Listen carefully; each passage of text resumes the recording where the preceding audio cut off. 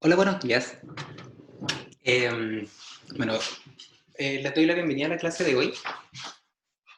Hoy vamos a partir revisando lo que nos quedó pendiente de la clase anterior, tal como les escribí en el chat, que dice relación con este método de optimización, eh, resolviendo el problema de mínimos cuadrados, utilizando una especie de modelo generalizado, ¿ya? Ese método se llama método de mínimos cuadrados generalizados, ¿ya? Y básicamente lo que hace es mostrarles una metodología de resolver analíticamente el problema de mínimos cuadrados para un problema de regresión lineal, ¿ya? Solamente para que recuerden, estoy viendo primero la PPT de la clase 22, ya la última parte, ¿ya? Después vemos lo que viene a continuación. Ya, solamente para que recuerden un poco, me voy a devolver para comentarles que, bueno, básicamente lo que dejamos visto la clase pasada era que cuando nosotros teníamos un modelo lineal en los parámetros, primero, voy a devolverme incluso un poco más, siempre lo que podíamos hacer era transformarlo en una expresión general, ¿ya? Y esa expresión general era básicamente la sumatoria de contribuciones de variables independientes multiplicadas por parámetros, o sea, por parámetros, perdón. Básicamente una combinación lineal de variables independientes que es equivalente a sumas de las variables independientes multiplicadas por los parámetros que son las incógnitas del modelo de regresión, ¿ya? Cuando tenían, y cualquier polinomio, para que lo recuerden, se puede transformar en algo como eso, o incluso, no solamente polinomios, por ejemplo, expresiones que tienen exponenciales o logaritmos, siempre y cuando, entre otras por supuesto, siempre y cuando el modelo sea lineal en los parámetros. Ya, por ejemplo, si ustedes tienen un modelo así, y es igual a beta 0 más beta 1 por la exponencial de u. Básicamente, si ustedes definen u1 como la exponencial de u, entonces puede quedar expresado de la forma beta 0 más beta 1 por u1. Básicamente, entonces, la transformación siempre se puede hacer siempre y cuando el modelo sea lineal en los parámetros, ¿ya? Entonces, esta transformación lineal, perdón, esta transformación para los modelos lineales, que es una transformación general, ¿ya? También la podíamos describir en vez de utilizando una notación escalar, como una notación vectorial. Para eso lo que había que hacer era definir de manera adecuada dos vectores. El vector u en negritas y el vector beta en negritas. ¿Ya? El vector beta en negritas es un vector columna. ¿Ya? Los vectores columna son estos vectores que son hacia abajo. ¿Ya? Y el vector columna, beta, contiene en cada una de sus filas los parámetros del modelo de regresión general, desde el beta 0 hasta el beta k, o si es que no tenemos beta 0, sería desde el beta 1 hasta el beta k. ¿Ya? Entonces, básicamente es un vector es un vector columna, o sea, un vector delgado, ¿ya? El cual tiene un alto de dimensiones p, siendo p el número de parámetros. ¿Ya? Número de parámetros. Y el otro vector que hay que definir para expresar esa notación escalar como una notación vectorial es el vector u, el vector de variables independientes. Y el vector de variables independientes es un vector que no es un vector columna, sino que es un vector fila, o sea, es un vector horizontal, el cual en cada una de las columnas tiene asociado el valor que multiplica a cada uno de los parámetros en cada corrida experimental. ¿Ya? Por ejemplo, para un modelo que tiene un intercepto beta 0 y dependencia de las variables u1 hasta uk, implica entonces que el vector u es un vector que en el primer término, en la primera columna, perdón, aparece un 1 porque 1 está multiplicando a beta 0. En la segunda columna aparecería el valor de la variable u1, puesto que la variable u1 está multiplicando a beta 1. Y finalmente la última columna sería el valor de la variable uk, puesto que esta está multiplicando a beta k. Les mostré en la clase pasada que si uno hacía esta multiplicación de los dos vectores, lo que iba a obtener era eh, multiplicación fila-columna, ¿no es cierto? Ahí. Y lo que obtendríamos al final sería ese modelo general en notación escalar. Entonces, básicamente, Profe, la notación escalar, un segundo, la notación escalar es equivalente a la vectorial. Dime. Una consulta, ¿se puede dar el Dime, dime. caso en que B0 esté acompañado de algún factor U? Sí, por supuesto. Y si es que es así, en vez de poner un 1 sería un U0. Este, por Pero ejemplo, ¿esos son como casos particulares principalmente o se puede dar en la generalidad? Porque no, usualmente encontramos el B0 como acompañado simplemente por un 1. sí, o sea, el caso general es cuando tenemos intercepto, ya porque el beta cero finalmente es un intercepto, ¿no es cierto? Pero en vez de eso, Diego, yo podría poner esto, mira este ejemplo. Podríamos intentar obtener los parámetros de un modelo que es así, sin intercepto. Yo de antemano sé que el intercepto es cero, por ejemplo. ¿Ya? Entonces, bajo ese supuesto, entonces el modelo sería beta 1 por Q1 más beta K por UK. ¿Ya? En este caso no hay beta cero. ¿Ya? ¿Y qué implica eso? Que el vector beta va a estar dado por el parámetro beta 1 hasta el beta k, y el vector de variables independientes u va a ser desde el u1 hasta el uk. Si te fijas en este caso, no hay un 1. ¿Por qué no hay un 1? Porque no hay un intercepto. Y como no hay un intercepto, no hay un parámetro que se multiplique por 1. Gracias, profe. Ya, súper. Ya, entonces eso es súper importante. De hecho, gracias Diego por la acotación, porque lo que yo les estoy mostrando aquí es el modelo general.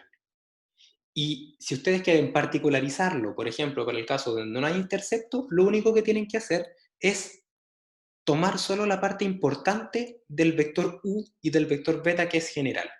En el caso que yo les comentaba, por ejemplo, eliminé la parte del 1 porque no hay un beta 0, y también eliminé el beta 0 porque no existe un intercepto. ¿Ya? O sea, esto es general y lo pueden particularizar medianamente fácil. ¿Ya? De hecho, en este ejemplo que aparece acá, donde transformábamos un modelo cuadrático, un polinomio cuadrático en su forma general, definíamos el vector u y el vector beta, y yo les comentaba que si el beta 0 de antemano sabíamos que era 0, entonces lo que pasaba es que esa columna no iba y que esa fila tampoco iba. ¿Ok? Ya, entonces, siguiendo con el tema, mm, si ustedes observan, lo que yo les decía es que este vector u de variables independientes, o variables que acompañan mejor al beta 0, a los parámetros beta, ¿ya? Son el valor de las variables en cada corrida experimental. ¿Ya? Eso quiere decir que si yo tengo, por ejemplo, como dice acá, m corridas experimentales, que se los había marcado acá, yo voy a tener m vectores u. ¿Ya? Y cada uno de esos m vectores u, lo que tienen en su interior son el valor de, ya sea el 1 cuando tenemos un intercepto, o las variables u1 hasta uk en la corrida experimental correspondiente. ¿Ya? Entonces, ¿qué quiere decir eso? Fundamentalmente que para la corrida experimental 1, yo tengo un vector u que tiene un 1, y luego las siguientes columnas son los valores de las variables independientes que se utilizaron en la corrida experimental 1. Por inducción, el U2 sería lo mismo, pero con el valor de las variables independientes utilizados en la corrida experimental 2, y así hasta la última corrida experimental M. ¿Ya?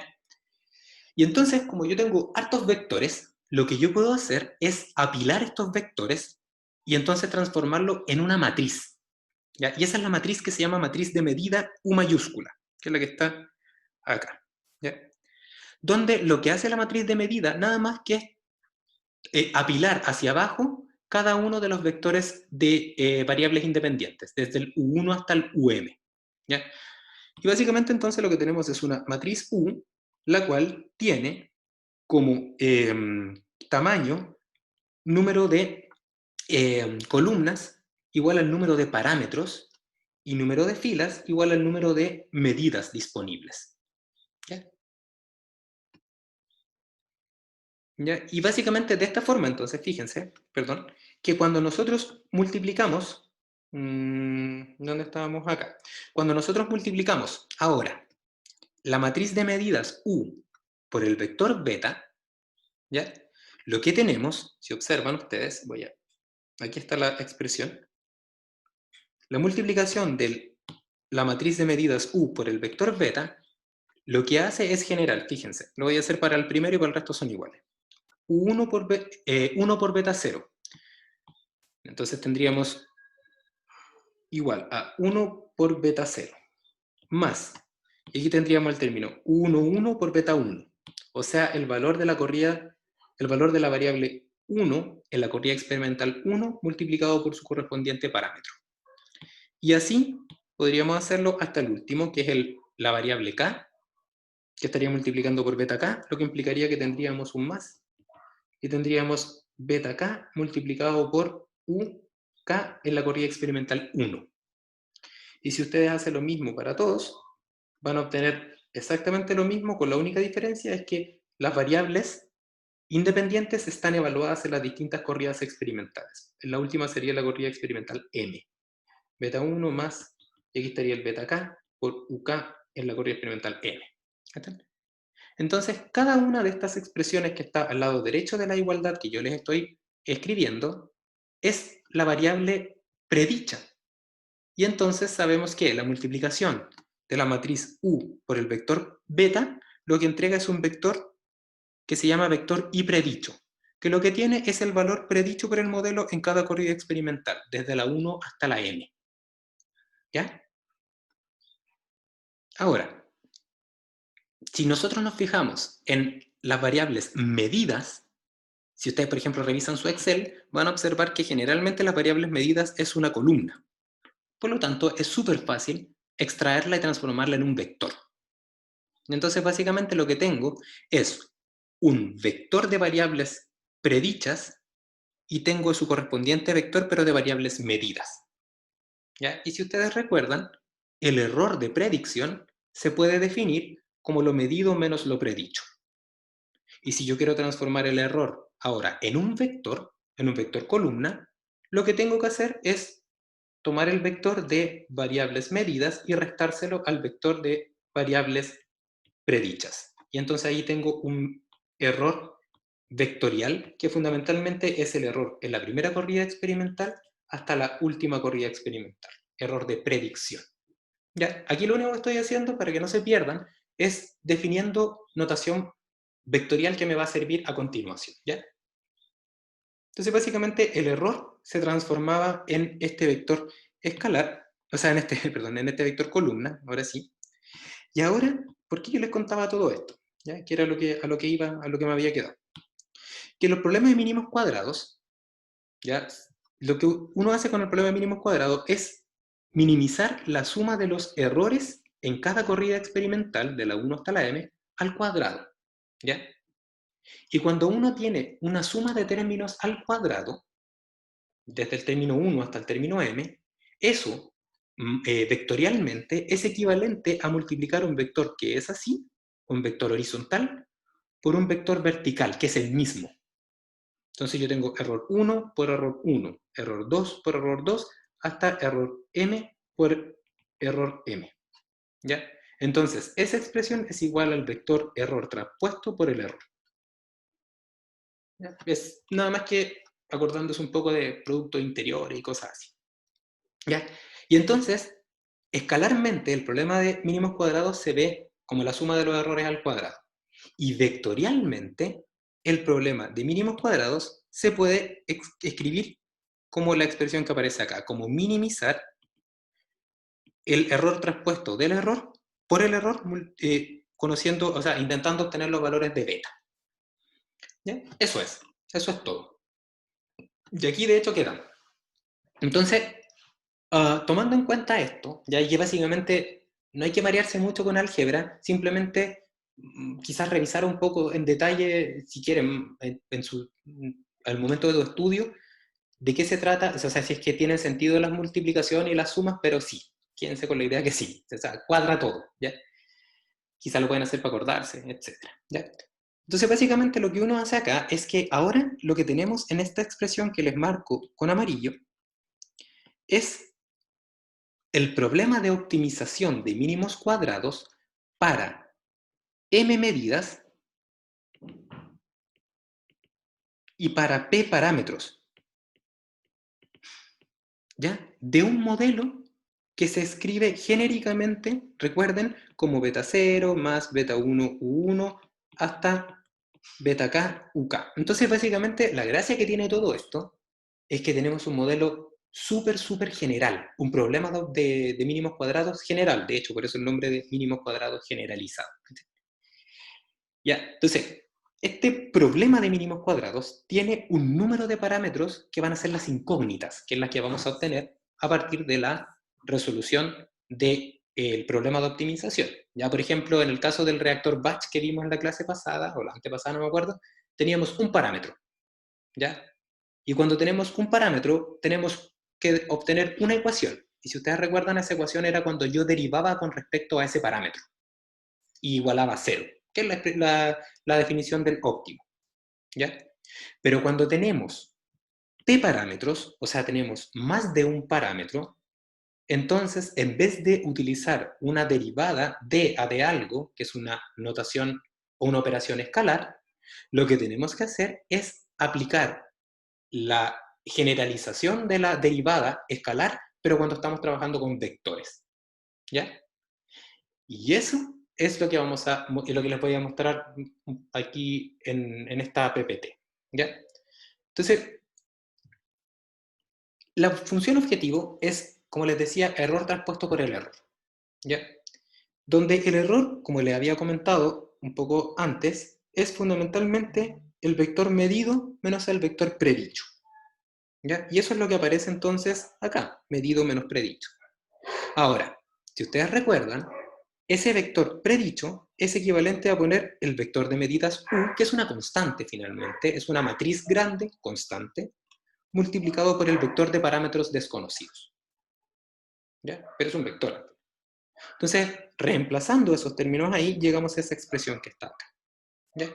Y si de hecho ustedes toman esta expresión matricial y vectorial, de hecho hay una serie de pasos, y entonces desarrollan la multiplicación del traspuesto por el otro, van a llegar a, fíjense lo que pasa. El i medido, vector, está multiplicado traspuesto por el i medido sin transponer. ¿Ya? Solamente un detalle, i es igual a im. ¿Por qué i es igual a im? Porque el i predicho lo reemplacé por el u por beta, por lo tanto no va a aparecer más. Entonces, para evitarme escribir a cada rato m, lo que hice fue poner i igual im. Entonces vuelvo acá. Entonces, si nosotros como trabajamos con la multiplicación de estos dos binomios, serían, pero en términos vectoriales, entonces la traspuesta, si no se acuerdan, la traspuesta lo que se hace, se distribuye entre los dos términos, entonces sería im traspuesto, o lo que es lo mismo, i traspuesto multiplicado por i, donde ese i es el i medido, y eso es un vector columna multiplicado por un vector fila, que es el mismo, y que son constantes, que no dependen de beta porque son las medidas de la variable dependiente. ¿Ya? Luego, lo que hacemos sería multiplicar, ahora lo voy a poner con verde, el i traspuesto, ¿ya? Multiplicado por el u beta. ¿Ya? Y eso es lo que ustedes ven en el siguiente término, que está con un signo menos por este signo menos que está allá. Hacemos lo mismo ahora, pero con la otra multiplicación, que sería la traspuesta de este término, y la traspuesta de ese término es equivalente a beta traspuesto por u traspuesto. Cuando uno transpone la multiplicación de dos matrices, lo que uno tiene que hacer es dar vuelta la multiplicación, ¿ya? Y aparece la multiplicación entonces de las dos matrices traspuestas, pero en el orden inverso. O sea, quedaría beta traspuesto por u traspuesto, y eso está multiplicado por el im, y finalmente tendríamos la traspuesta de esta multiplicado por ese término que está ahí, que es este que está acá, el beta traspuesto u traspuesto u por beta, ¿ya? Y esto es la función objetivo, que se ve re fea, todo lo que quieran, sí, lo es.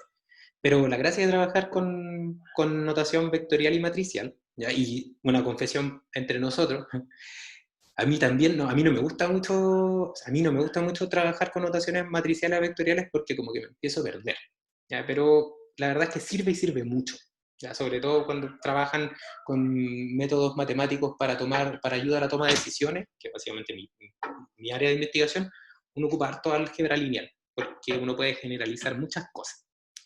¿Ya? Entonces, para no darle la lata, básicamente lo que uno hace acá es tomar esa función objetivo y, como les decía, si estamos trabajando con un parámetro, lo que debiésemos hacer es dA de beta, y eso igual a 0. Pero si tenemos p parámetros, en vez de hacer un dA de beta e igualarlo a 0, lo que hacemos es un nabla, ¿ya? Un gradiente respecto a beta de la función objetivo, y eso lo igualamos a 0. ¿Ya? Y si ustedes se acuerdan, el operador gradiente, que es un operador vectorial, lo que va a hacer es que va a hacer la derivada de la función objetivo con respecto a beta 0 hasta, y va a quedar un vector de hecho, la derivada de la función objetivo con respecto a beta k. Y como esto está igualado a 0, ese es un 0 vector, y entonces tenemos es igual a 0 y es igual a 0. Y entonces de ahí uno despeja cada uno de los parámetros. ¿Ya? Y como estamos trabajando con matrices, la del despeje es súper rápido. ¿Ya? Entonces, escalar se ve de esta forma y matricial, lo que tendríamos que hacer sería derivar con respecto a esta expresión respecto a beta. ¿Está? Entonces, e igualarla a 0. Entonces, fíjense, esto es lo que está acá. Entonces, la derivada es una transformación lineal. Una transformación lineal es equivalente a decir que la derivada de la suma es la suma de las derivadas. ¿Ya? Si se acuerdan de eso, no creo que sea algo que les llame, o sea, que sea muy difícil de acordarse. Entonces lo que tendría que hacer es derivar cada término por separado. ¿Ya? Y fíjense la primera derivada. La derivada de i traspuesto por i respecto a beta es 0. ¿Por qué? Porque eso no depende de beta. Nunca. Entonces tenemos un 0 de inmediato, que nos ayuda bastante. ¿Ya?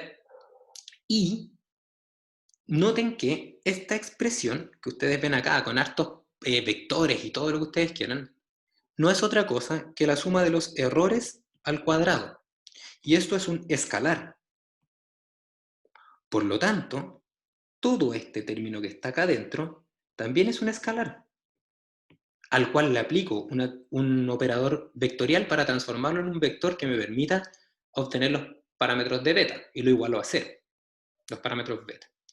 Entonces, la gracia que tienen los escalares es que cuando yo transpongo un escalar, ¿ya?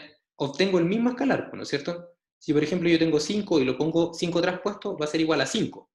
Pero si yo tengo un vector 5, 6, por ejemplo, y lo transpongo, entonces ahora va a ser 5 y 6, así. ¿Ya? Pero como estamos trabajando con un escalar, entonces la traspuesta de él es lo mismo. ¿Ya? Entonces, si observan, ¿ya? Los dos términos i traspuesto por u por beta y beta traspuesto u traspuesto por i se relacionan entre ellos porque uno es el traspuesto del otro.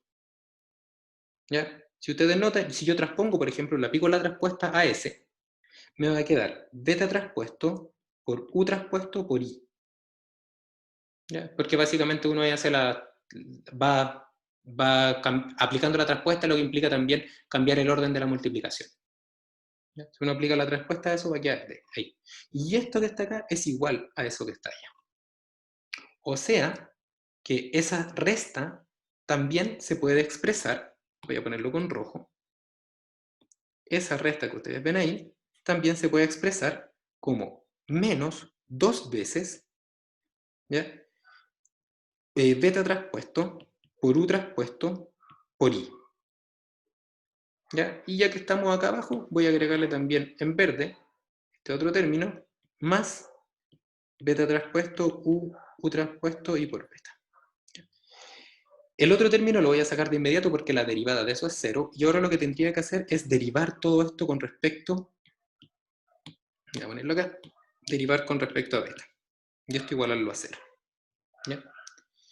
Y nuevamente, aquí no tienen que acordarse, no tienen por qué acordarse de derivadas vectoriales, y en esa ni siquiera lo han visto, así que no se preocupen. Pero básicamente lo que hay acá es la derivada de una recta más la derivada de una parábola. ¿Ya? ¿Por qué la derivada de una recta? Porque la incógnita aparece multiplicada por constantes, como una recta. ¿Y por qué una parábola? Porque acá la incógnita, que es beta, recuerden que beta es la incógnita, aparece multiplicada por sí misma, beta traspuesto por beta. Y entre medio hay una matriz que es de constantes. ¿ya? Entonces, cuando yo tengo la derivada de una recta, lo que hacemos es, si yo derivo de, perdón, la derivada de una recta, lo que va a pasar es que se va a ir la incógnita, y simplemente va a quedar la constante que acompaña a la incógnita. Entonces, todo ese término quedaría como un menos 2u traspuesto por i, simplemente. Y cuando yo derivo una ecuación cuadrática o una parábola, lo que aparece es un 2, y la derivada de beta al cuadrado es simplemente beta, ¿cierto? Entonces, eso es equivalente vectorialmente a escribir más, porque aquí tenemos un signo más, 2 veces, y se va este beta traspuesto. Y me quedaría entonces, me queda u traspuesto por u por beta. ¿Ya? Esa es la derivada de la recta y la derivada de una cuadrática vectorial. Y si eso lo igualamos a 0, entonces tenemos la solución de los mínimos cuadrados generalizados. ¿Ya? Entonces, al igualarlo a 0, primero nos damos cuenta que el 2 en ningún caso es 0, así que se va. Pasamos el término de allá hacia la derecha y finalmente llegamos a esta expresión que aparece acá, que dice que para un modelo generalizado yo puedo calcular el vector de parámetros que me permite resolver el problema de mínimos cuadrados tan sencillo como haciendo esta multiplicación de términos. U traspuesto por u a la menos 1, u traspuesto por i. ¿Ya? Y fíjense porque es bien importante esta ecuación, y de hecho esta ecuación es bastante sencilla al final, porque lo que tienen acá son solo datos. Fíjense, son solo datos, porque despejé la incógnita. Aquí están variables independientes, y acá están variables dependientes, pero son medidos todos. ¿Ya? Entonces, ¿se entiende? O sea, no les pido que hayan seguido todo el procedimiento al pie de la letra, pero básicamente que sean capaces de identificar de dónde viene esta ecuación. ¿Ya? Eso es lo que les pido. ¿Tienen dudas respecto a eso en particular? ¿A cómo se obtiene esa ecuación? ¿No? No, profe. No, Ya. profe. Seguro que van a tener dudas respecto a cómo se aplica, porque es evidente. Entonces lo que vamos a hacer es que vamos a aplicarla, ya en un ejemplo.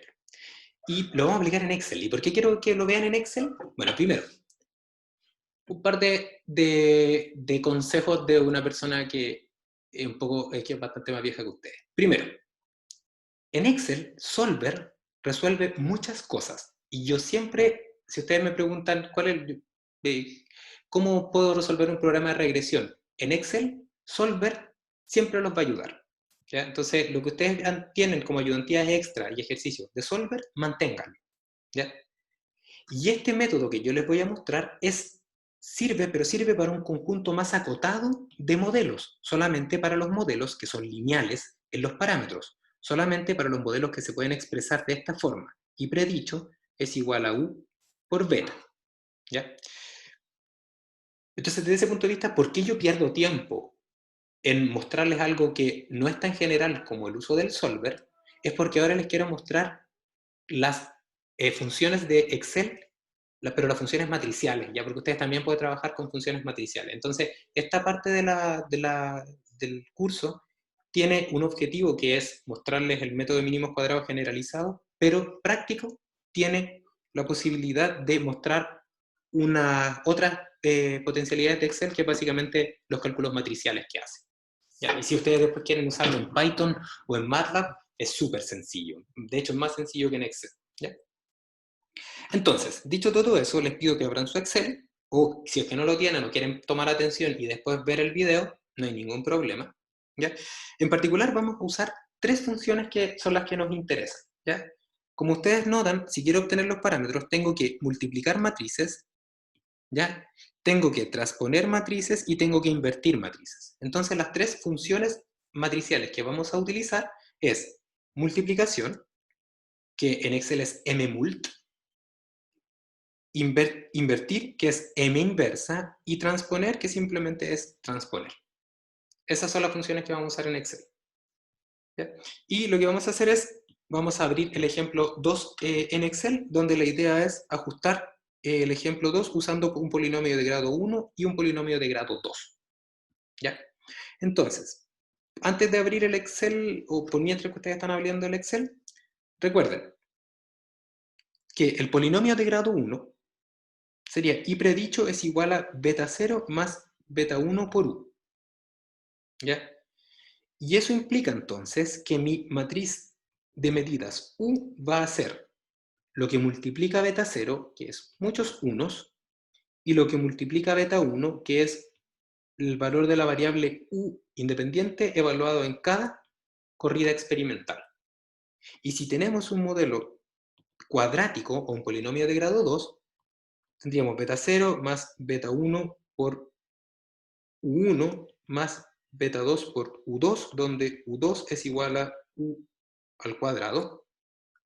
Y en este caso, la matriz u va a ser aquella que está multiplicando por beta 0, o sea, nuevamente los mismos unos, lo que multiplica beta 1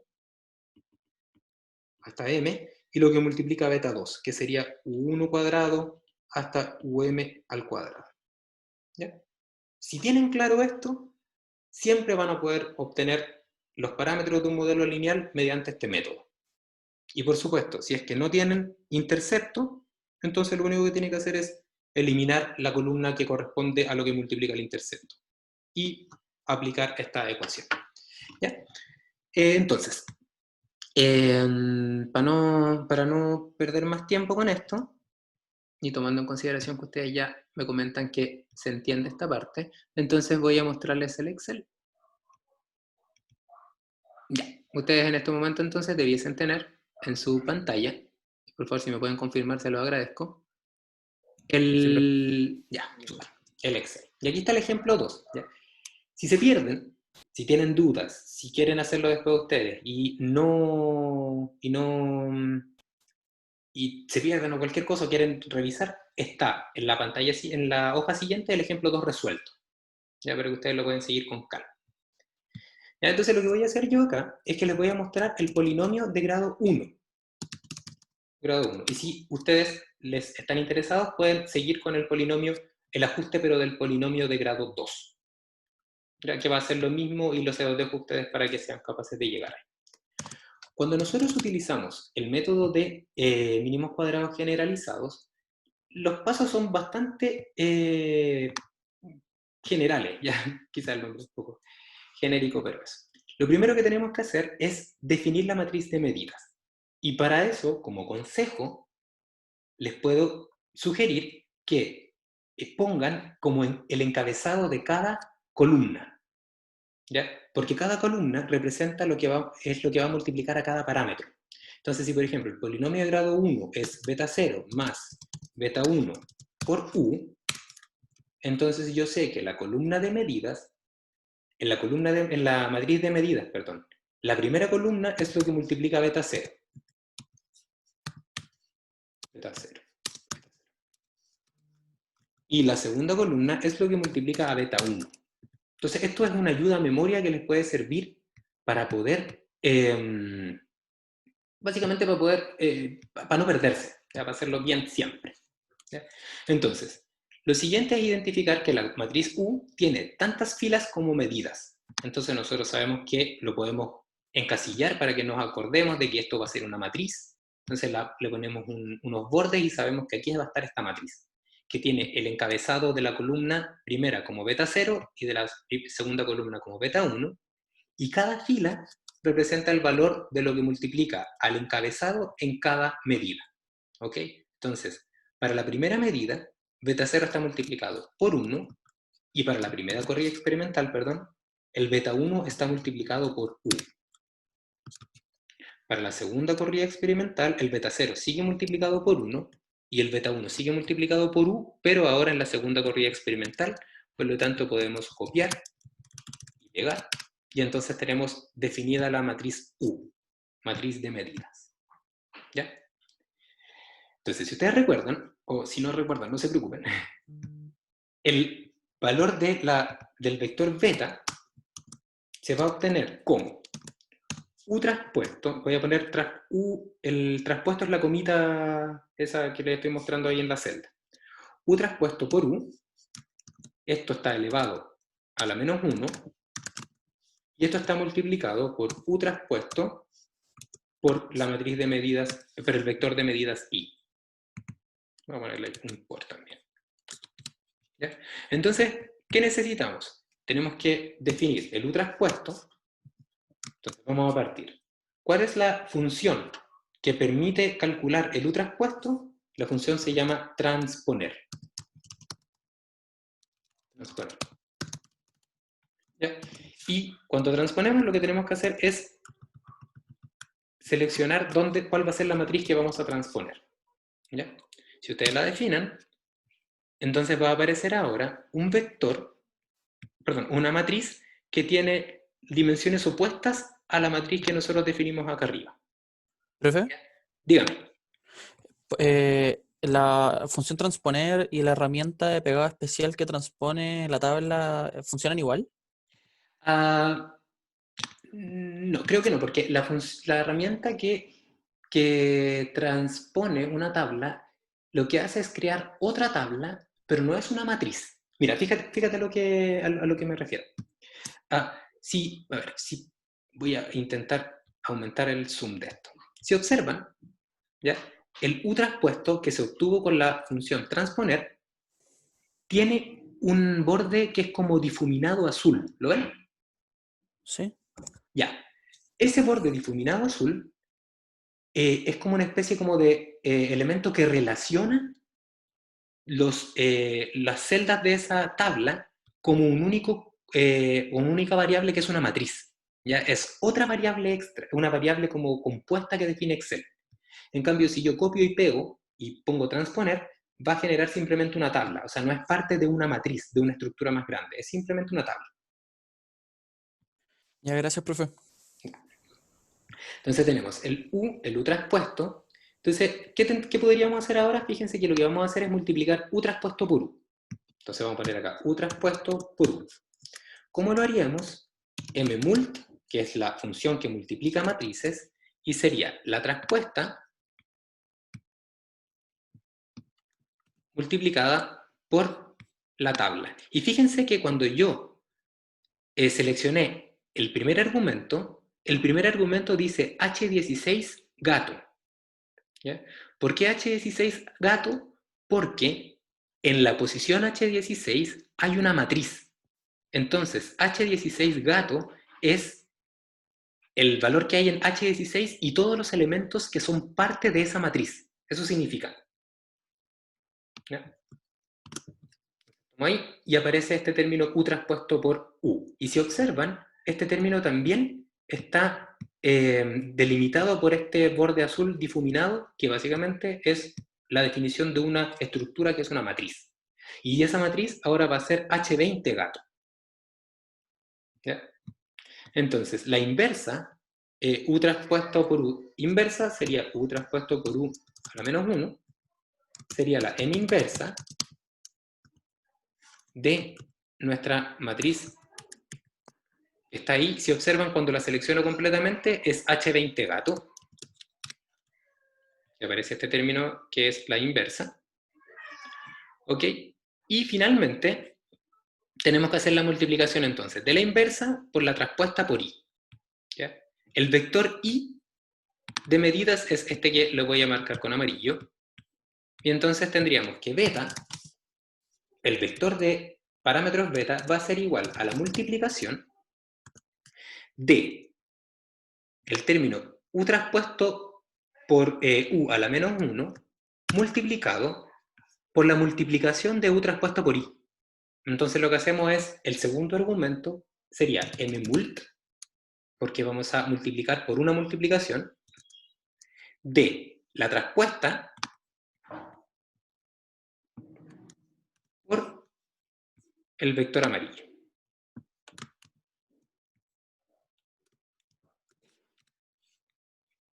Y ahí tienen entonces el vector de parámetros beta, que sería el vector de parámetros que vamos a utilizar. ¿Ya? Que este sería el vector, la solución del problema de mínimos cuadrados. ¿Ya? Y si quieren comprobar que es la solución de mínimos cuadrados, hagan lo siguiente.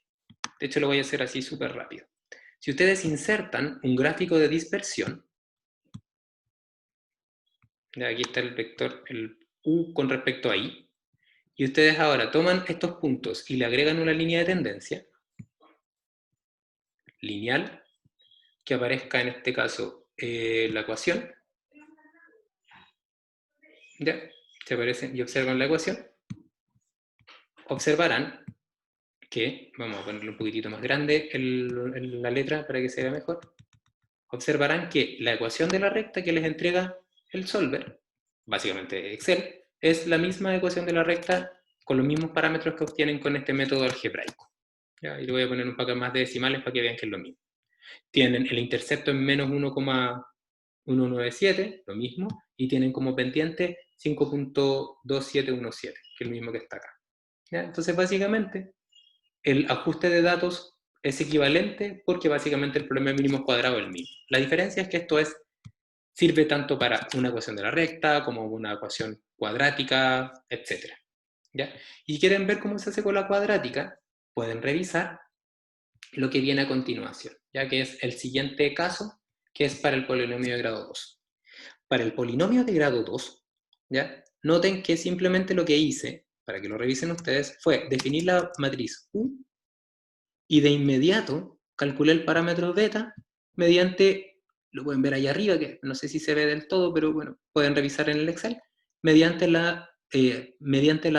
el uso de funciones dentro de funciones. Ya básicamente invertí, ves multiplicar la inversa de la multiplicación de la traspuesta. O sea, básicamente, en vez de hacerlo paso a paso, en el ejemplo 2 resuelto que aparece en el caso de ustedes, esto está en un solo paso. ¿Ya?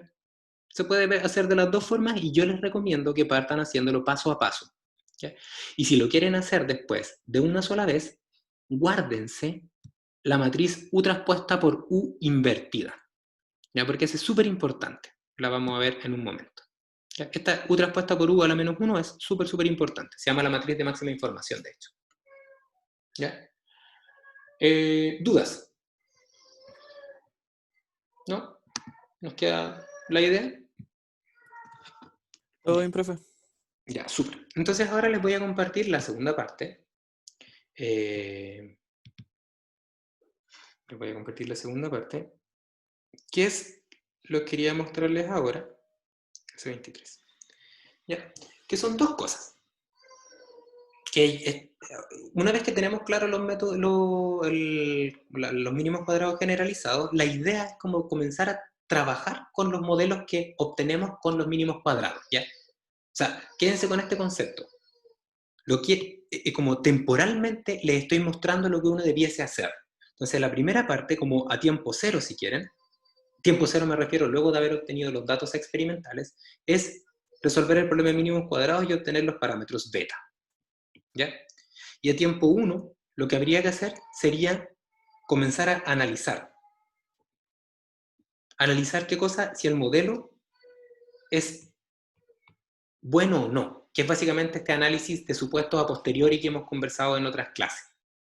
¿Ya? ¿Y por qué se hace a tiempo 1 y no a tiempo 0? Porque primero tengo que obtener los parámetros. Entonces, lo que tengo que hacer al principio es con los datos obtener beta. Y una vez que tengo beta, entonces analizo el modelo porque el modelo ya está cerrado, porque el modelo ya tiene parámetros. ¿Ya? Entonces lo que vamos a ver en las siguientes clases es esta parte, cómo analizar. Y hay muchas formas de analizar y yo les voy a mostrar algunas de ellas con las ideas generales. ¿Ya?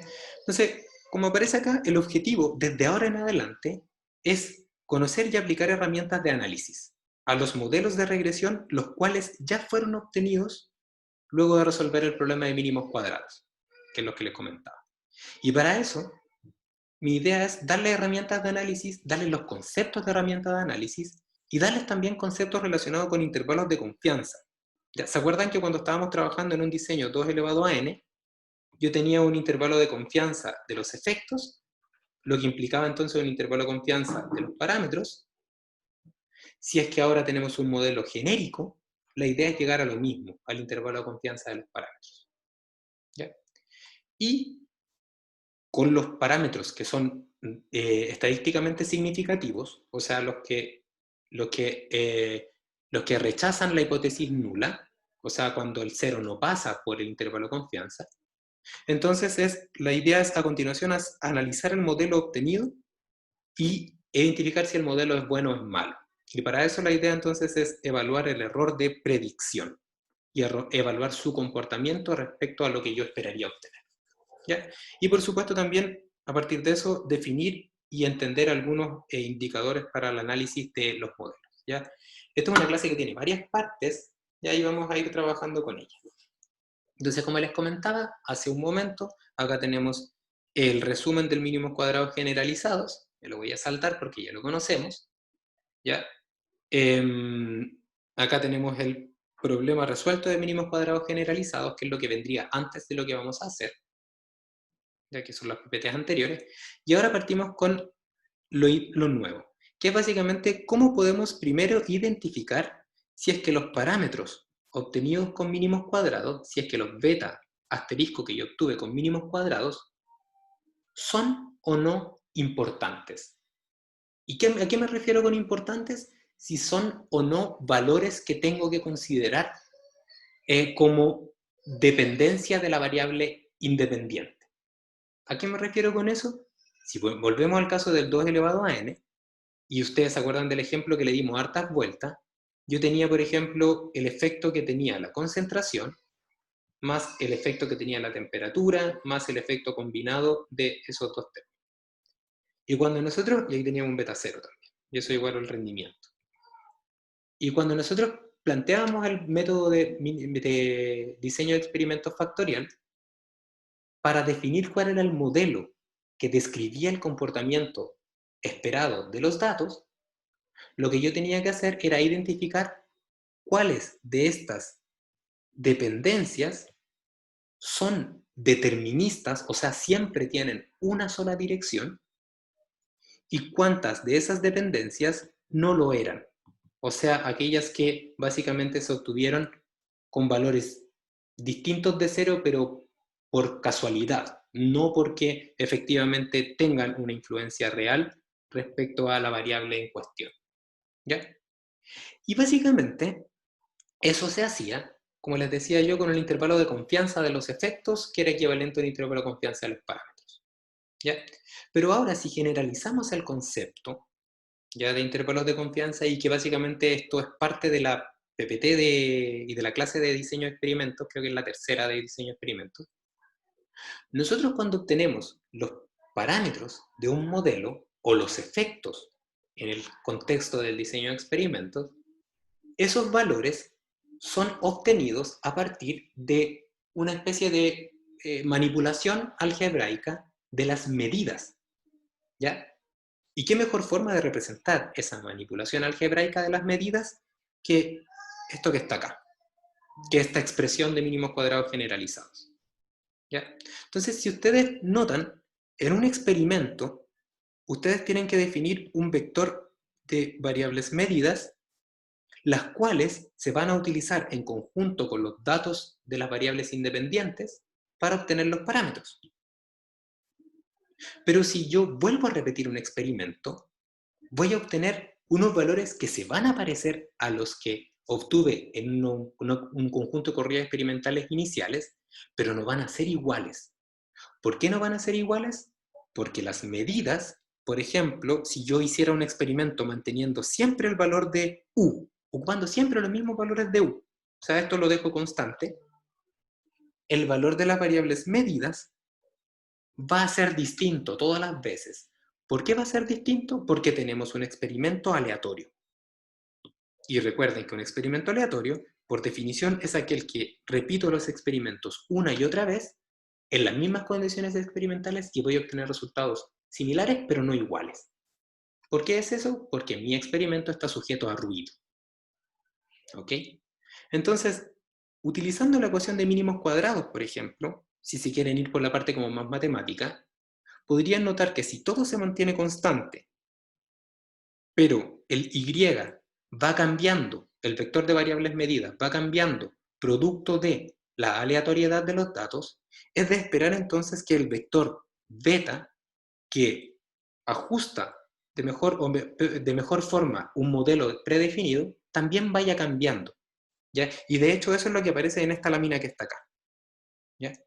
para un mismo sistema experimental y distintas corridas experimentales, incluso hechas en las mismas condiciones, lo que van a obtener son distintos parámetros, porque son obtenidos a partir de variables aleatorias. O dicho de otra forma, puesto que los parámetros se obtienen a partir de variables aleatorias, se puede considerar que los parámetros también son variables aleatorias. Y al ser variables aleatorias, van a cambiar para cada set de corridas experimentales que hay, y por lo tanto van a tener una dispersión, van a tener un centro y van a tener una distribución de probabilidad. ¿Ya? ¿Ok? ¿Sí? Sí, profe. Ya. Gracias. Que así me van entendiendo la idea. Ahora, ¿cómo sabemos qué distribución de probabilidad tienen los parámetros? Quizás es algo complejo de determinar. Y la respuesta es sí. Cuando estamos trabajando con modelos no lineales, es súper difícil de identificar la distribución de probabilidad de los parámetros. Pero ocurre que cuando estamos trabajando con problemas lineales, vamos a poner el caso más fácil, y predicho es igual a beta 0 más beta 1 por u, ¿ya? ¿Ok?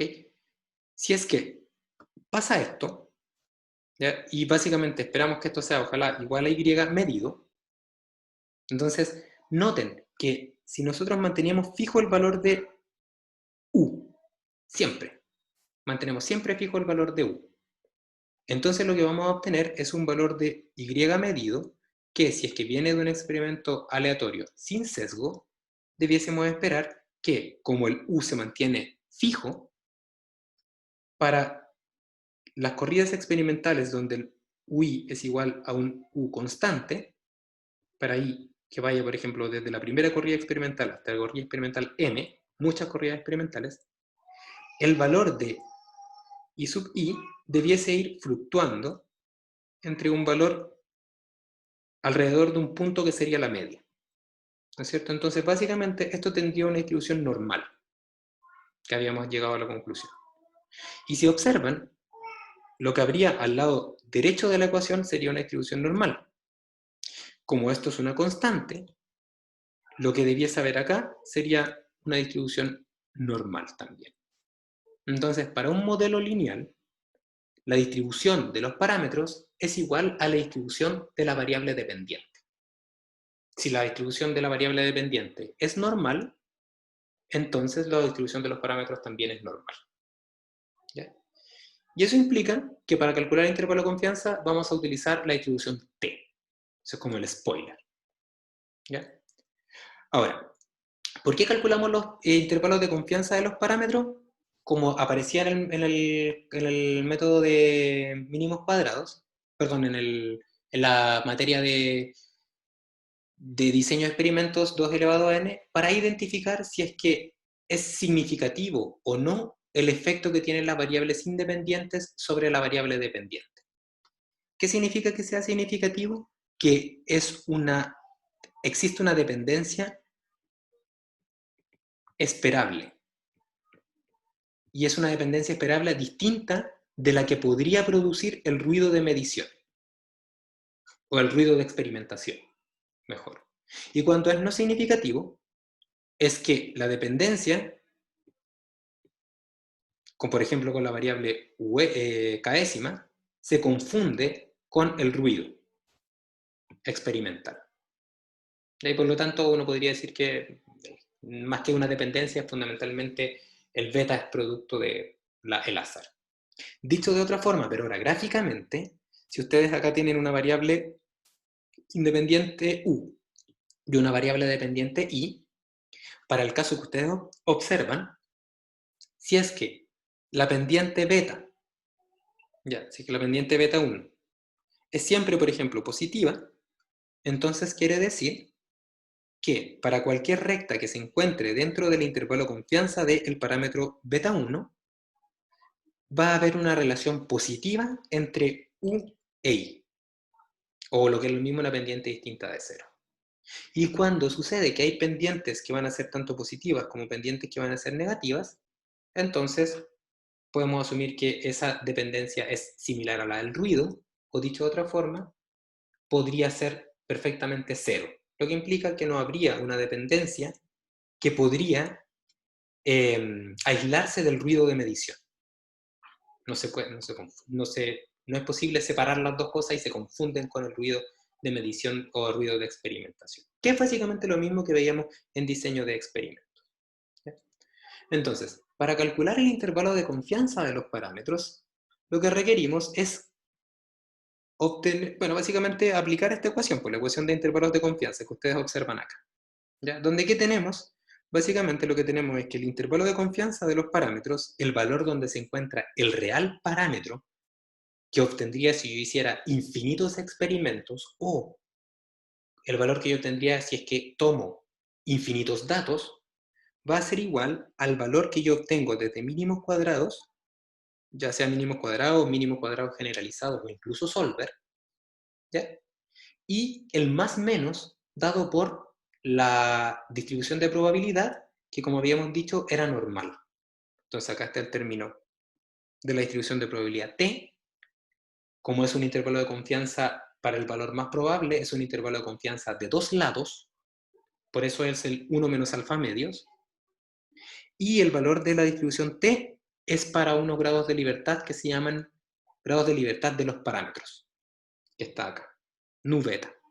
Y los grados de libertad de los parámetros, y nuevamente los llevo hasta la parte de diseño de experimentos, se pueden entender como la diferencia que hay entre el número de corridas experimentales y el número de parámetros. Si ustedes recuerdan, cuando teníamos un diseño de experimento 2 elevado a 3, que teníamos 8 parámetros y hacíamos 8 corridas experimentales, teníamos grados de libertad 0, porque teníamos el mismo número de corridas experimentales que de parámetros. Entonces, lo que tenemos que hacer es darle la posibilidad al sistema de que permita calcular la variabilidad, y para eso tenemos que tener grados de libertad. En el caso del diseño de experimentos 2 elevado a n, esos grados de libertad se llaman también réplicas o puntos centrales. Y básicamente es equivalente a tener más medidas que parámetros. Mientras más medidas tengo, más son mis grados de libertad. Y eso me implica que puedo tener una mayor o una mejor, estimación del valor real del parámetro, el valor poblacional del parámetro, lo que implica que lo que voy a obtener es algo que es más representativo de la variable poblacional. ¿Ya? Ok, entonces tenemos acá la parte, voy a ponerle con verde, conocida. Se conoce de beta de t mínimos cuadrados, se conoce el valor de t, porque conozco la incerteza o la certidumbre, conozco beta, y conozco también el número de medidas y el número de parámetros, y lo único que queda por definir es la desviación estándar de, parámetro, de cada uno de los parámetros obtenidos con mínimos cuadrados. ¿Ya? Eso nos faltaría obtener. Y esa desviación estándar de desviación estándar que es del beta j. Y esta desviación estándar, hay una ecuación que nos permite calcularla, ¿ya? Si ustedes quieren aprender de dónde viene esta ecuación, escríbanme y yo les puedo mandar un enlace donde aparece esta derivación, ¿ya? Pero para efectos del curso creo que es mejor utilizar esa ecuación, ¿ya? Básicamente, ¿qué nos dice? La desviación estándar de beta, ¿ya? Desviación estándar de beta j, se puede obtener, o S de beta j, se puede obtener como la raíz de la varianza. Eso es de la primera parte del curso, ¿no es cierto? Y la varianza es una particularidad de algo que es más general, que se llama covarianza, matriz de covarianza, materia de la primera evaluación, estadística multivariable. ¿Ya? Si no se acuerdan, les pido que después echen una mirada a eso, pero básicamente la matriz de covarianza es una expresión, su nombre lo dice, matricial, donde se resumen tanto las varianzas en la diagonal como las varianzas cruzadas o también conocidas como covarianzas. ¿Ya?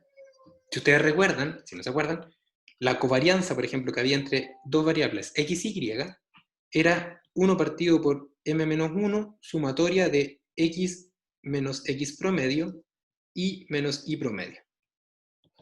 Y desde 1 hasta. Así era la covarianza. Y nos servía, de hecho, para calcular el coeficiente de correlación, Rxy. ¿Ya? O sea, si no se acuerdan de eso, porfa revisen. ¿Ya? Y básicamente lo que hace esta covarianza es dar un índice que nos permita determinar si las variables x e y son o no independientes entre ellas. ¿Ya? ¿Qué significa que sean dependientes? Quiere decir que el valor de x afecta al valor de y. Y si son independientes, o sea, si esto es igual a 0, quiere decir que el valor de x no afecta al valor de y. Si quieren como recordar algo que les permita intentar aplicar este concepto rápidamente, recuerden, altura, peso, variable dependiente, el valor de la altura afecta al valor del peso, y si quieren pensar en algo como variable independiente, pueden pensar en altura y coeficiente intelectual. Personas que tienen distintas alturas, no tiene por qué influir eso en su coeficiente intelectual. Pero sí es de esperar que personas que tengan distintas alturas, eso influya de alguna forma en su peso. ¿Ya?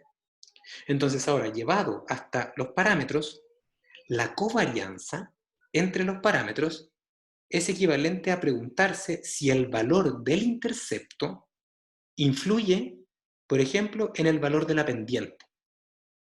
¿Ya? Eso quiere decir que si yo, por ejemplo, tengo un modelo así, y es igual a beta 0 más beta 1 por u, ¿ya? Y también tengo un modelo y es igual a beta 1 por u, el valor del beta 1 que voy a obtener va a ser distinto en ambos casos, porque en este caso, el beta 0, si es distinto de 0, va a ser obtenido el beta 1 con un valor beta 0 distinto de 0. En cambio, este B1 que obtendría sería para un B0 igual 0. Entonces, si es que existe una dependencia entre estos dos parámetros, entonces quiere decir que los dos valores de beta 1 que obtendría en ambos casos serían distintos. ¿Ya? Básicamente esa es como una idea de covarianza que se puede aplicar. De hecho, en la ayudantía del lunes hay un ejemplo al respecto. ¿Ya? Y lo interesante de la matriz de covarianza es que en la diagonal de ella aparece lo que nosotros andamos buscando, que es la varianza de los parámetros. Entonces lo que tenemos que hacer para calcular el intervalo de confianza es obtener la varianza, la cual se obtiene como la diagonal de la matriz de covarianza. O sea, nuestro problema se reduce a llegar a la matriz de covarianza. Y la matriz de covarianza, que ahí está lo que yo les comento, y la matriz de covarianza tiene una ecuación. Como les decía, si quieren saber cómo se llega a esta ecuación, contáctenme y yo les mando un par de PDFs que les pueden servir. Yo no se los voy a preguntar, básicamente si es que tienen interés como extra. ¿Ya? Entonces, la matriz de covarianza que nosotros vamos a usar se calcula multiplicando la matriz de máxima información, o sea, u transpuesto por u a la menos 1, por eso yo les decía hace un momento en el Excel, que ese déjenlo expresado, porque lo van a usar. U transpuesto por u a la menos 1, déjenlo expresado, porque seguro que lo van a usar. ¿Ya? Y eso lo multiplicamos por un error, perdón, una varianza del error de predicción que se denomina SE cuadrado sub beta, que se construye como el error de predicción al cuadrado sumado y dividido por los grados de libertad de los parámetros, que es equivalente a m menos p. ¿Ya? Entonces fíjense que si m y p son muy parecidos, la varianza es grande. ¿Por qué? Porque tengo poca información. Por lo tanto, el intervalo de confianza se hace grande. Si es que por otro lado el m y el p son muy distintos, tengo muchos datos y pocos parámetros, entonces este término será pequeño porque lo que hago es aumentar la certeza, porque tengo más información y por lo tanto mis datos se parecen más a las poblaciones. ¿Ya? ¿Ok? Y bueno, básicamente con esta info, ya que aquí estaría como la forma de cómo nosotros plantearíamos y cómo resolveríamos el modelo el mínimo perdonen, de los intervalos de confianza. Lo que quiero hacer es, a continuación, mostrarles simplemente en el Excel cómo se obtiene nada más que el intervalo de confianza. ¿Ya? Entonces, para eso, voy a compartir ahora de nuevo el Excel en el que estábamos trabajando. Y básicamente, ustedes ahora debiesen estar viendo mi pantalla con el Excel. Lo que tenemos son los mismos datos de el ejemplo, no, es un ejemplo que aparece a continuación en la PPT siguiente. Lo voy a mostrar igual para que no se queden con de dónde está sacando este señor estas cosas. Entonces, lo que hago es calcular el intervalo de confianza de un polinomio de grado 2, como el que ustedes ven acá en pantalla, para los datos que están tabulados en esta tabla que está ahí. ¿Ya? Ahí hay un error ahí en U. ¿Ya? Entonces, fundamentalmente, la parte de los parámetros ya está resuelta en el Excel. ¿Ya? Se les muestro de nuevo el Excel. Ya calculé los parámetros. ¿Ya? ¿Cómo lo hice? Con mínimos cuadrados generalizados y todo lo que les mostré recién, para un polinomio de grado 2, donde la matriz U tiene la columna que multiplica beta 0, la que multiplica beta 1, que son los valores de U, y la que multiplica beta 2, que son los valores de U al cuadrado. ¿Ya? Ahí está. Entonces, aplico las operaciones matriciales, me guardo el U transpuesta por U a la menos 1, porque ese lo voy a usar, así que es como un cálculo intermedio, que lo voy a usar, y finalmente obtengo los parámetros. ¿Ya? Entonces, lo que voy a hacer ahora es que les voy a mostrar cómo calcular el intervalo de confianza, y para eso lo primero que tengo que hacer es calcular la matriz de covarianza. ¿Ya? Y la matriz de covarianza tiene dos elementos, o lo puedo dividir en dos partes. El U transpuesto por U a la menos 1, que ya lo tengo, y la varianza del error respecto a los grados de libertad de los parámetros, el SE beta cuadrado, ¿ya? El cual se calcula como la suma de los errores de predicción al cuadrado partido por los grados de libertad de los parámetros. Entonces lo que habría que hacer acá sería calcular el error de predicción. Y el error de predicción requiere entonces que tengo que calcular los valores predichos por el modelo en cada corrida experimental iésima.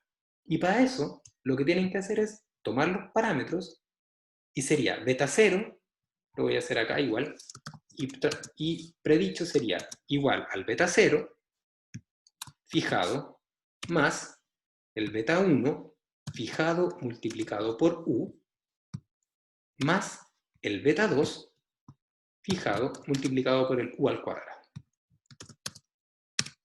Ahí está el valor. Y como lo fijé, ahora lo puedo tirar para abajo. ¿Ya? Y eso sería el y predicho, que es básicamente reemplazar los valores de U en mi modelo. ¿Ya? Si ustedes notan, la columna que ustedes tienen en su Excel, justo que está al lado de la que yo les muestro, tiene los mismos valores, y lo que hice fue, en vez de hacer la operatoria escalar que les mostré, lo que hice fue multiplicar beta por U. Porque conozco beta y conozco la matriz U de medidas, por lo tanto puedo hacer esa multiplicación, perdón, es U por beta. O sea, lo mismo escalar, lo mismo matricial. O sea, matricial o vectorial. Entonces, con esta info, con el i predicho, yo voy a calcular el error de predicción, el cual sería el valor medido menos el valor predicho. ¿Ya? Si lo hacen al revés, no va a pasar nada, porque lo que vamos a hacer es sumarlo al cuadrado. ¿Ya? Entonces hacemos eso, pum. Y lo que tengo ahí es el error de predicción de cada una de las corridas experimentales, y lo que tengo que hacer ahora es, fíjense, sumarlo al cuadrado. Entonces lo que voy a hacer es poner acá suma del error al cuadrado como la suma de cuadrados de esta matriz, que básicamente sería la suma de las distancias al cuadrado. Y finalmente tendría el SE beta al cuadrado, que sería la suma del errores al cuadrado dividido por el número de datos menos el número de parámetros. O sea, el número de datos es 10, ¿ya? Y el número de parámetros es 3. ¿Por qué 3? Porque tengo beta 0, beta 1 y beta 2. Y entonces tenemos la varianza del error de predicción respecto a los grados de libertad de los parámetros. Ustedes observan ahí. ¿Ya? Aquí está. Y con esa info, entonces tendríamos que hacer el cálculo de la covarianza. Entonces, ¿cómo sería la matriz de covarianza? S, beta, sería la multiplicación del escalar varianza del error de predicción respecto a los grados de libertad de los parámetros, fijado, multiplicado por los elementos de la matriz que ustedes ven ahí. U traspuesto por U a la menos 1. Entonces lo tiro para abajo, saco al lado y después para abajo. Y aquí tengo, hoy me equivoqué porque me pasé por uno. Lo que tengo acá es la matriz de covarianza. ¿Ya? Esa matriz de covarianza que es U traspuesto por U a la menos 1 multiplicado por ese escalar que ustedes observan. ¿Qué características tiene la matriz de covarianza? Como les decía, en la diagonal aparece la varianza. ¿Ya? Entonces aquí estaría la varianza, la primera sería de beta 0, de beta 1 y de beta 2. Y en las no diagonales se tienen las covarianzas. Noten que es una matriz simétrica y cuadrada. Porque la covarianza de X e Y es igual a la varianza de Y, X. ¿Ya? Eso es parte de la definición de la covarianza. ¿Ya? Y básicamente con eso podemos calcular ahora el intervalo de confianza.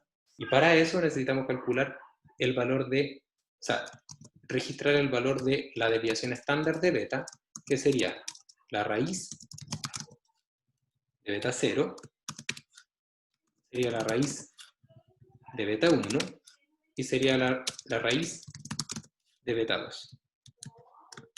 Perdón, de la varianza de beta 0, beta 1 y beta 2. Y bueno, el resto, con esta información, el resto ya es más bien trivial, porque lo que habría que hacer sería calcular el valor de t, y para eso, ¿no es cierto?, tenemos que definir la incertidumbre. En este caso vamos a decir que beta es igual a 0.95. Y el valor de alfa, para un intervalo de confianza sabíamos que era 1 menos beta. Los grados de libertad van a ser, recuerden, el número de datos menos el número de parámetros. Y finalmente el valor de t sería el inverso de la distribución t con la probabilidad 1 menos alfa medios, coma los grados de libertad. Sería 2.36 por ahí. 2.35. Y con toda esa info calculamos los intervalos de confianza, low, que sería el valor de el beta menos t por s, y el intervalo de confianza superior, que sería el parámetro más t por el s. Claro, está ahí.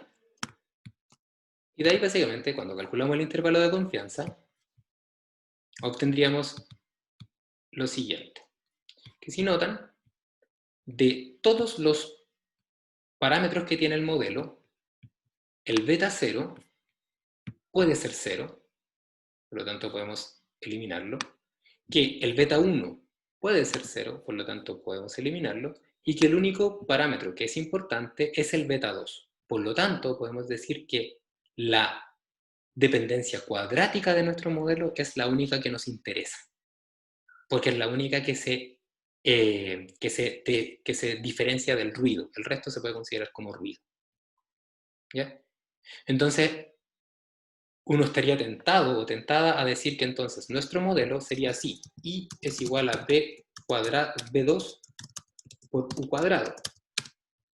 ¿Ya? Y entonces lo que haríamos de lo que aprendimos de diseño de experimentos factoriales sería quedarse solamente con el beta 2. Pero el problema es que, si observan, la covarianza que hay entre beta 0 Y beta 2, por ejemplo, no es 0. Por lo tanto, el valor 2.117 se obtuvo para un valor de beta 0 1,148. Pero si yo ahora digo que beta 0 es 0, el valor de beta 2 va a ser distinto, porque la covarianza es distinta de 0. ¿Ya? ¿Por qué eso no lo vimos en diseño de experimentos? Porque el diseño de experimentos factorial tiene una característica, y es que la covarianza entre los parámetros es nula. ¿Y por qué es nula? Porque los parámetros son ortogonales. ¿Y qué significa que sean ortogonales? Fundamentalmente que tienen la mayor información posible. ¿Y por qué es eso? Porque las corridas experimentales se definen de manera inteligente. ¿Ya? Si quieren también aprender un poco más de eso, también me pueden preguntar, ya que como que no tiene mucho sentido para el curso. ¿Ya? Y con eso, bueno, tendríamos un método para calcular el intervalo de confianza de cualquier parámetro, siempre y cuando estos sean parte de un modelo lineal. ¿Ya? Y si el modelo no es lineal, como yo les contaba, las cosas son más difíciles.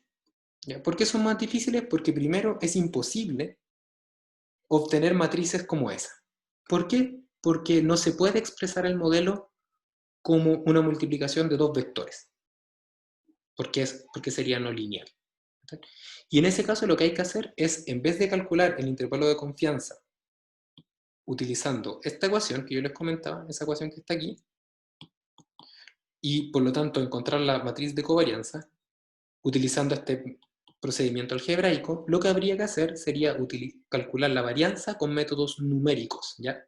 Y nuevamente, si a ustedes les interesa, uno de los métodos que se utiliza es el método de